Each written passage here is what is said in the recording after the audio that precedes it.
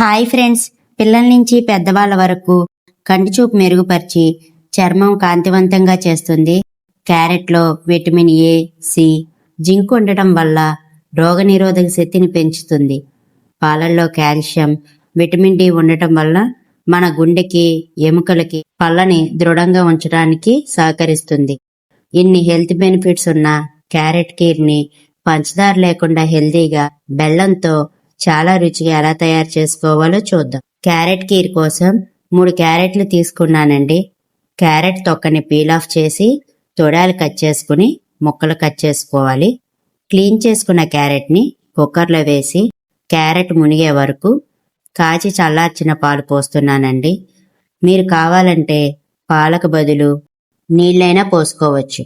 పాలల్లో carrot ఉడికిస్తే taste చాలా బాగుంటుందండి. ఇందులో 10 నుంచి 15 వరకు జీడిపప్పులు వేసి 2 విజిల్స్ వచ్చే వరకు ఉడికించండి. క్యారెట్ చక్కగా ఉడికిపోయాయండి. ఇవి పూర్తిగా చల్లారిన తర్వాత ఉడికించిన క్యారెట్, జీడిపప్పు పాలతో సహా మిక్సీ జార్లోకి వేసుకుని మెత్తగా మిక్సీ పట్టి తీసుకోండి. స్టవ్ ఆన్ చేసి మందపాటి గిన్నెలోకి 1 లీటర్ ఫుల్ క్రీమ్ పాలను పోసుకుని పాలు పొంగు వచ్చే వరకు మీడియం ఫ్లేమ్లో కాచుకోవాలి. పాలు ఇలా పొంగు వస్తున్నప్పుడు మనం మిక్సీ పట్టిన పేస్ట్ని వేసుకోవాలి. నేను లీటర్ పాలతో చేస్తున్నాను కదండి, మీరు 1/2 లీటర్ పాలతో అయినా చేసుకోవచ్చు.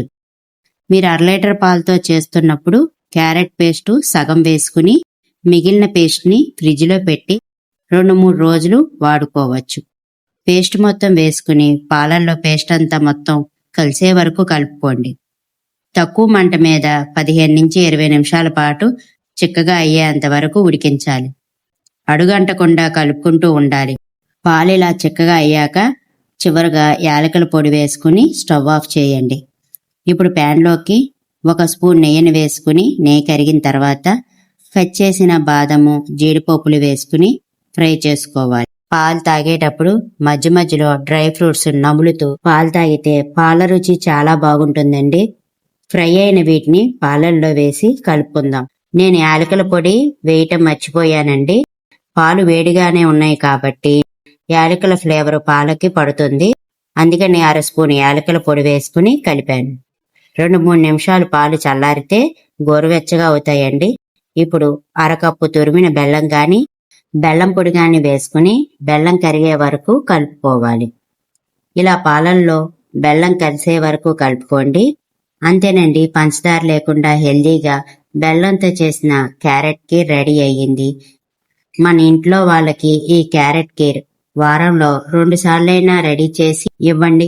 ఆరోగ్యానికి చాలా మంచిది. మన ఇంట్లో పెళ్లి రోజులు, బర్త్డే పార్టీలు చేసుకుంటున్నప్పుడు బయట నుంచి తెచ్చే అన్హెల్దీ కూల్ డ్రింక్స్ కాకుండా అందరికీ ఇలా క్యారెట్ కీర్ చేసి ఇవ్వండి. అందరి టేస్ట్ చాలా బాగుందని మిమ్మల్ని మెచ్చుకుంటారు. మంచి రుచికి రుచి ఆరోగ్యం అండి.